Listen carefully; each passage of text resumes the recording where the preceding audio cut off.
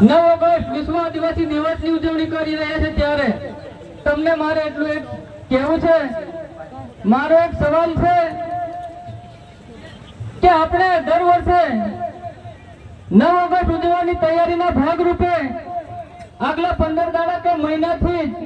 એની તૈયારી કરી અને આપણે આદિવાસી દિવસની ઉજવણી કરી આવી રીતના મોટી સંખ્યામાં એકઠા થઈ થોડી સભા ભરી લઈએ અને આદિવાસીના એક ટીમલીના ગાન રૂપે ડીજીના તાલે નાસી કૂદી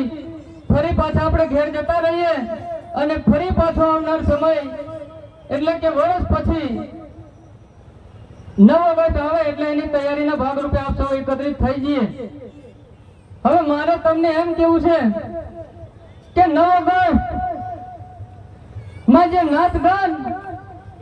ડીજે ના તાલે નાચવું બી જરૂરી છે, એમાં ના નહીં, પરંતુ જે આજે સમગ્ર બધી જ્ઞાતિઓની અંદર માત્ર આદિવાસી સમાજ એ ખૂબ નીચા સ્તર પર જઈ રહ્યું છે, તો આની સાથે સાથે આપણે જાગૃતતા તરફ વળવું જરૂરી બને।